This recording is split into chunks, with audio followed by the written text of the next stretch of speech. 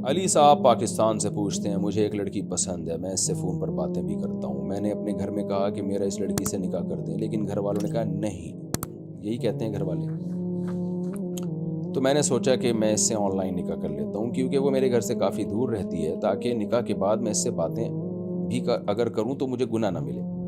میں نے اپنے 3 دوستوں کو بلایا، جس میں 2 دوست نکاح کے گواہ بن گئے اور ایک دوست کو لڑکی نے فون پر وکالت دے دی، اور اس طرح ہم نے ایجاب و قبول کر لیا اور حق مہر بھی مقرر کر لیا۔ تو کیا اس صورت میں نکاح ہو گیا؟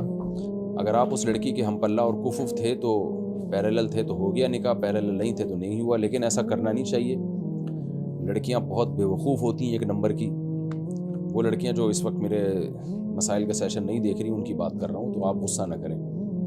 تو لیکن ان کو بے وقوف بنانا بہت آسان ہے، لڑکے اس طرح جیسے آپ نے بنا دیا بے وقوف۔ اب اس کو آپ پر کیسے اتنا ٹرسٹ آ گیا کہ آپ کیا کریں گے اس کے ساتھ فیوچر میں؟ تو صرف باتیں کرنے کے لیے نکاح کر لیا آپ نے، تو بڑے مسائل ہوتے ہیں لڑکیوں کے ساتھ۔ بعض دفعہ مرد اس لڑکی کو چھوڑتا ہی نہیں ہے، وہ کہیں اور شادی کر رہی ہوتی ہے، وہ طلاق ہی نہیں دیتا، اور پھر گھر میں بتا بھی نہیں سکتی کہ میں نے اس سے نکاح کیا ہوا ہے، پھر ساری زندگی دوسرے کے ساتھ زنا ہو رہا ہوتا ہے۔ تو ایسے کام نہیں کرنے چاہیے جس کے اتنے سارے سائیڈ ایفیکٹ ہوں۔ اب آپ کہہ سکتے ہیں کہ پھر مجھے گناہ مل رہا تھا فون پہ باتیں کرے، تو چھوڑ دو، نہیں کرو باتیں بھائی، اور دنیا میں کم کام ہے کہ آپ کو لڑکی ہی ملی ہے فون پہ باتیں کر کے ٹائم پاس کرنے کے لیے؟ جب فون نہیں تھا تو لوگوں کا ٹائم کیسے پاس ہوتا تھا؟